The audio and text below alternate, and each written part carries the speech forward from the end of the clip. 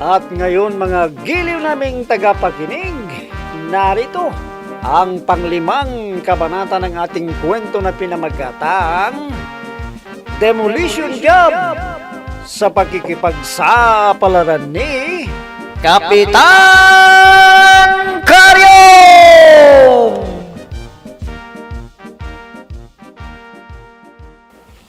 Sige, magpaliwanag kayo. Gusto kong malaman kung anong dahilan ng pagkakaantala ng proyekto. Kasi ganito yan, Kapitan. Yung mga tao na magtratrabaho sana, abay nagkatuwaan sila at nawaldas namin yung pera. Ano? Patay. Paano yung proyektong tinanggap mo? Wala na akong kasalanan dyan kung nawaldas nila. Siyempre nagkatuwaan nga yung mga tao Sinubukan din nila na magsaya dahil minsan lang naman mangyari yun sa buhay nila.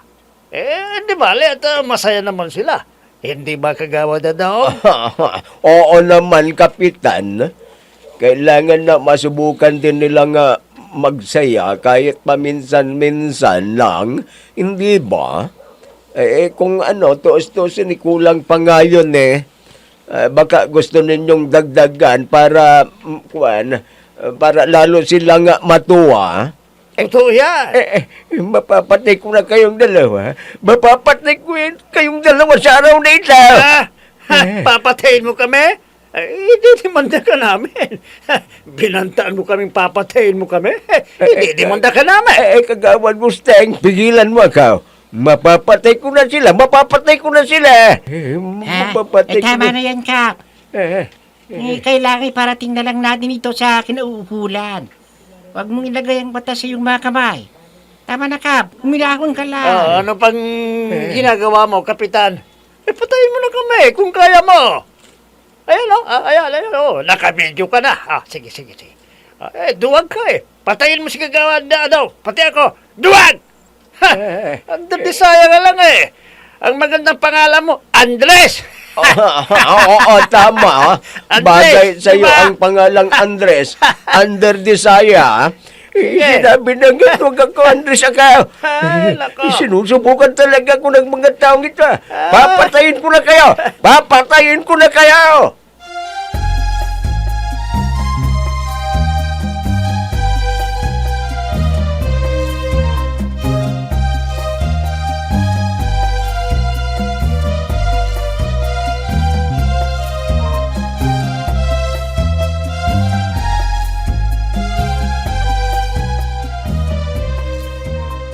Tarantado talaga ang Kagawad Asyong na yun.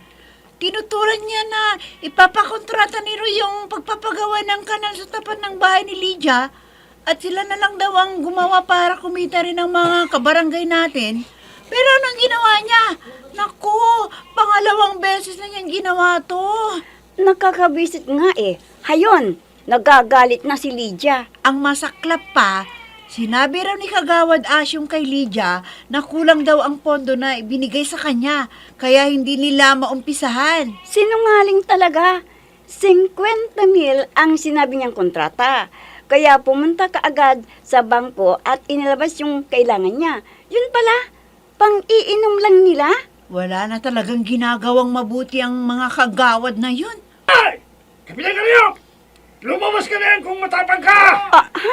Sino nga yun? Bakit ang ingay nila sa labas? Yan yung mga kasama nila, Kagawad Asyong. Bakit kaya parang galit na galit sila? Veronica, Pining, delikado na ito. Delikado na talagang nangyayari sa ating Benito, delikado na. anong nangyari sa mga taong yan? Bakit ang ingay nila at parang galit na sumugod dito? Kukuli.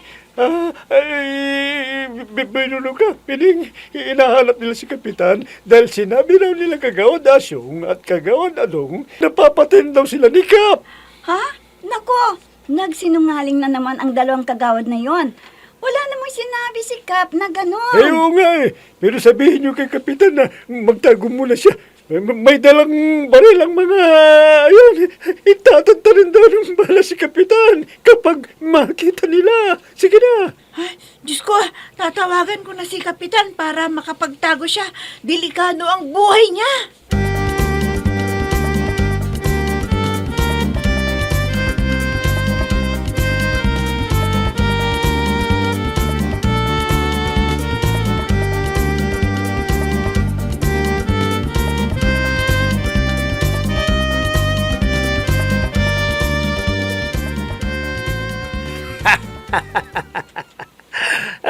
Nakita niyo ba yun, ha? Boy, Bunjeng. Oo, kagawad. Nilusob ng mga tawang barangay hall. Pinapalabas si Kapitan. Galit na galit sila. Oo, kagawad. Yung isa nakita ko parang umusok ang iyong sagali. Yung isa naman, nauto na sa sobrang galit. Ay, malas ni Kapitan. Nagkamali siya ng kinatalo. Hindi na ako, ang makikipaglaban sa kanya. Mismong mga tao na.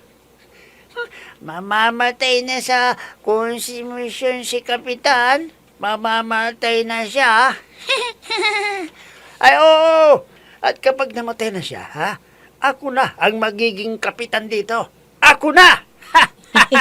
Ayos yan, kagawad. Matutupad na rin ang pangarap kong maging chief CBO. Matutupad na rin yung pangarap kong maging deputy chief CBO. Papalitan ko na si Ambring. Baboy, Bunjeng, magbanman kayo, Tingnan ninyo kung ano na ang kalagayan ni Karyo ngayon, Oo, kagawad. Makikipag-inuman ako kay Aling Punyang para mamanmanan ko siya. Ay, sige na. Umalis na kayo. Gusto kong malaman kung ano na ang nangyari sa kanya. Sige na! Oo, sige. Kagawad. Bunjing, halika na. Bilisan mo. Sige. Mamanmanan na natin kagad si Kapitan Karyong. Oo, pare. At kung namatay na siya, kontakin natin kaagad ang pulinarya para kumita din tayo. Oo, sige, tayo. Tayo na!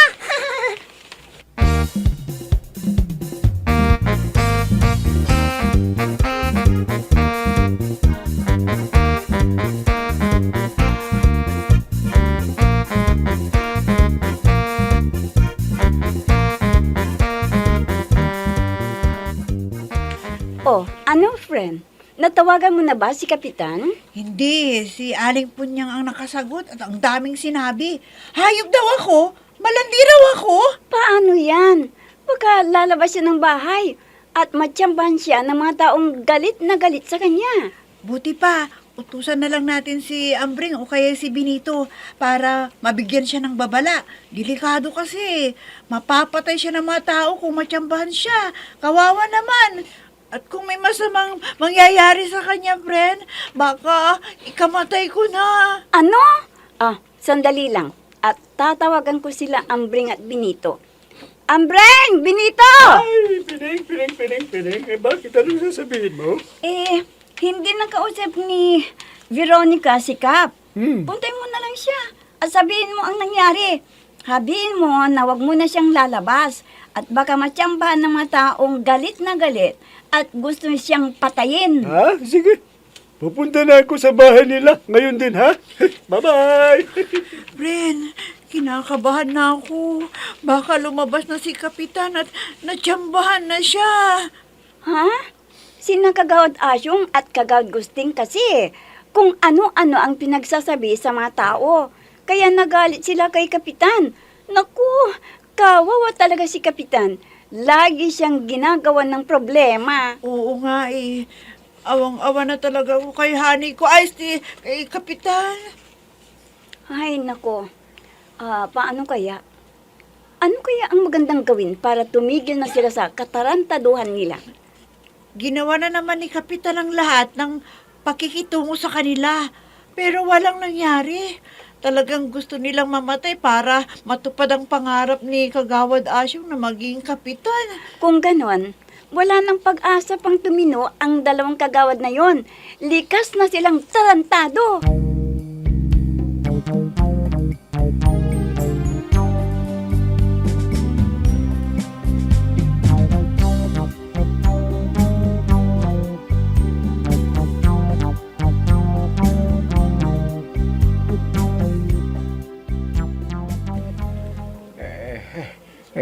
umaga na pala. Ang sarap ng tulog ko. Makapagkaping lang nga. At pupunta ako sa barangay hall kaagad. Ay, tamang-tama. Ah? Nagising ka na, Karyong. Ito, ipinagtimpla na kita ng kape. Higupin mo muna para mainitan yung sikmura mo. Ay, salamat po niyan. Nakaw, napakatamis naman nito. Aha, di ba yan ang gustong-gusto mo, ang matamis? Ayaw kita. Madadiabetes ako nito eh. Ikaw na lang uminom. Doon na lang ako magkakape sa barangay hall. Na naman, at si Veronica ang gusto mong magtimpla ng kape mo?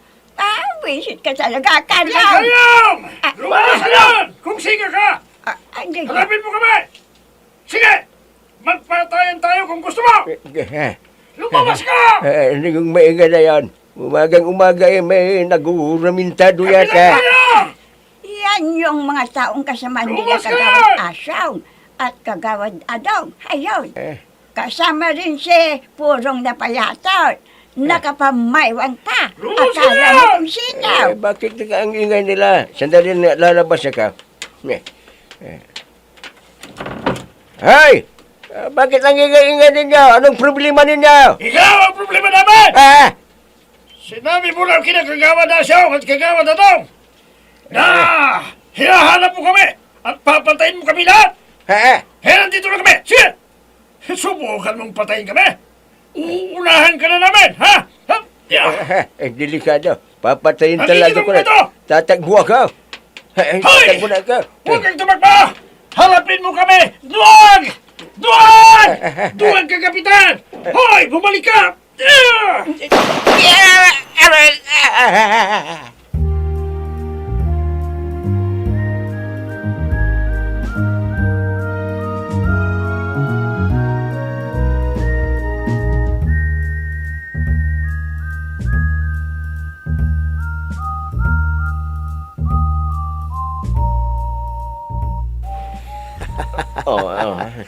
Nakita mo yung nakita ko, paring Adong. Ang bilis palang tumakbo ni Karyong. Pare. Daig pa niyan tumakbo si Isidro Del Prado na tumakbo. Makakaganti na ako sa kanya, pare. Ano kayang susunod natin gagawin, pare? Para mamatay na sa konsumisyon ng Karyong na yun, ha? Mag-iisip naman ako, pare. Sige, mag-isip ka. Hindi natin siya titigilan hanggang sa matigok na ang gago. Aha, tama. Alam ko na, pare. Ano na naman yan, pare?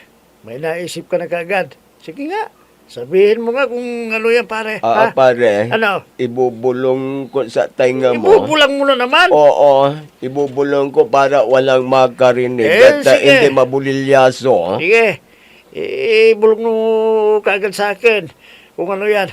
Sige, ay lalapit ko yung tainga ko sa bunganga mo. Huwag mong kagatin yung tainga ko. Ha? Baka matitanong ako. Sige, bulong mo na.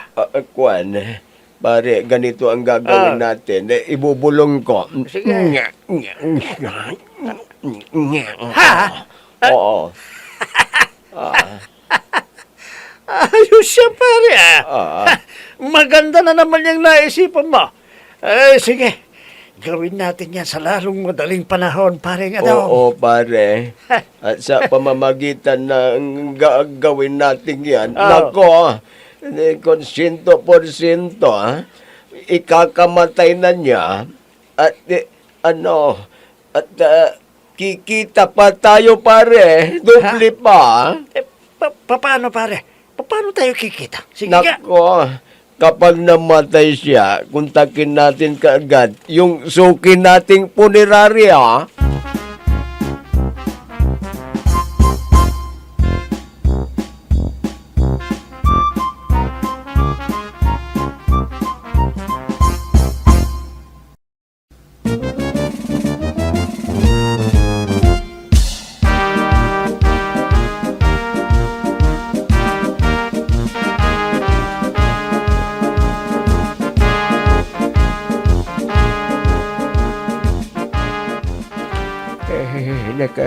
Kamuntik na akong inabutan ng mga yon. Kung inabutan ako, nakaw, patay ako. Buti na lang, mabilis ka pang tumakbo, Kap.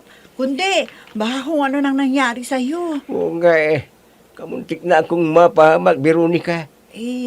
Kapitan, tinawagan kita para mabigyan ka ng babala. Kaya lang si Aling Punyang ang sumagot at marami siyang masasamang salita na sinabi sa akin. Buwisit talaga ang punyang na yun. Kung may masamang nangyari sa akin, kasalanan niya. Oo nga, Kape. Hindi na yata magbabago ang ugali ng asawa mo. Pangit na nga itsura, pangit pang ugali. Teka. Bakit ba? Anong nangyari? Bakit naggalit ang mga taong yun sa akin? Gumawa na naman ng istorya sina Kagawad Asyong at Kagawad Adong.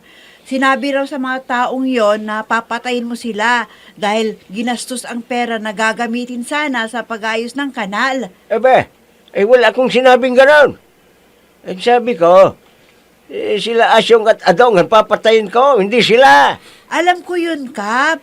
Nandun naman ako nang sinabi mo yun dahil galit na galit ka sa ginawa nila.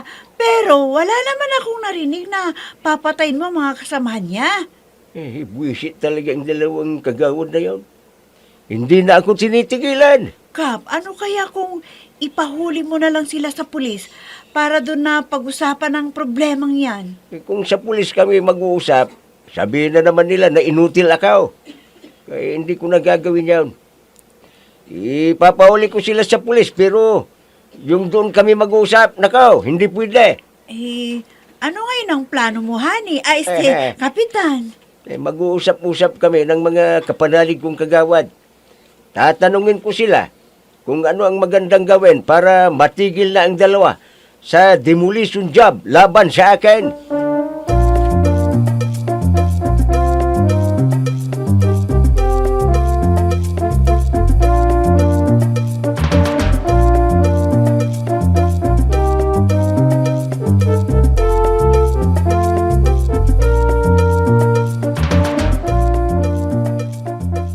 Veronica, ano naman ang nangyari? Ang daming basurang nakakalat at nagkalat na naman ang mga galang hayop. Oo nga friend. Sino kaya ang nagkalat niyan? Ang baho-baho dito sa barangay natin. Nakakaya sa mga taong dumaraan. Palagay ko, sina Kagawad Asyong at Kagawad Adong na naman ang may pakanan nito. Sinasabotahan niya lagi ang mga magagandang programa ni Kapitan. Demolition job yan. Sana tumigil na sila. Kawawa ng barangay natin. Wala nang asenso kung ganyan na may pasaway. Hindi titigil yan.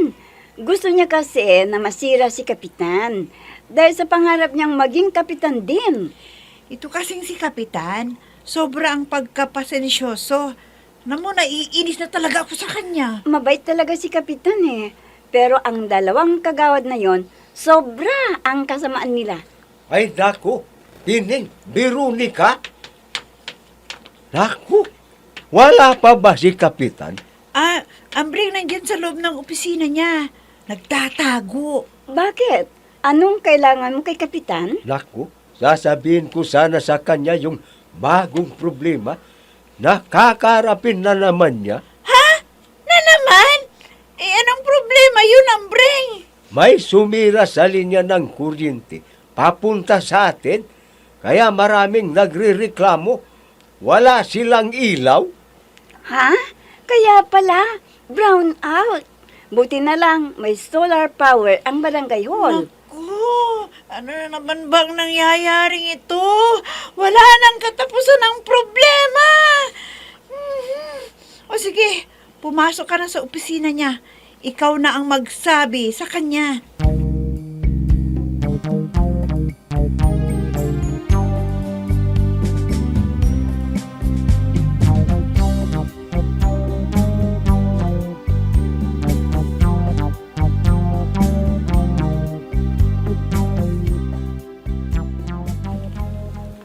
Pining, Veronica, hindi kayo, bilisan ninyo. Tinatawag tayo ni Kapitan. Bakit kaya? Halika na, friend. Lapitan natin kung bakit. Kap, nandito na po kami ni Veronica. Ano po yon? Veronica, Pineng, tingnan nyo ito. Ayan, tingnan nyo. Bakit? Ano yan, Kap?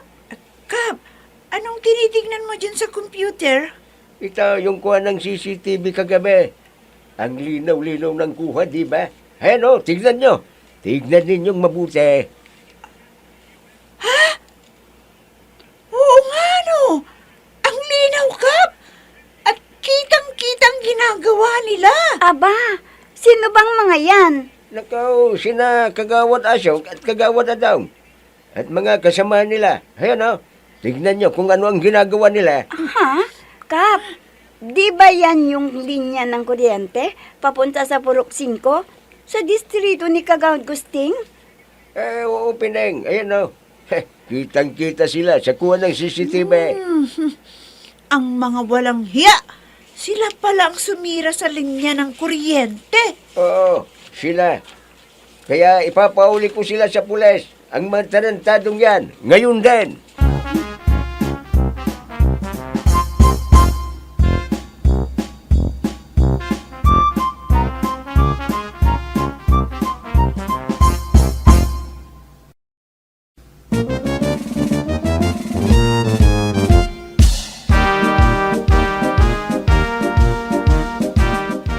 Mapahuli kaya ni Kapitan Karyong sa pulis sina Kagawad Asyong at Kagawad Adong?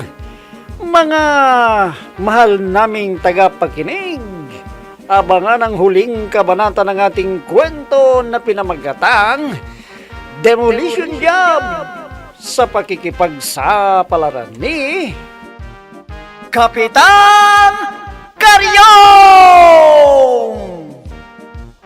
Mga nagbibigay buhay sa ating dula ay sina Mayra Abrihal Narnola, Susan Malikdam, Robert De Guzman, Amit Diaz, Oscar Ora, Jun Cabato. Technical supervision at sa musika ni Oscar Ora. Nilapatan ng tunog ni Robert De Guzman. Mula sa panulat at direksyon ni Oscar Ora. Kapitan Karyong! Inihahandog sa inyo ng F3 Recording Studio para sa pambansang radyo ng Pilipinas, Bombo Radio Philippines!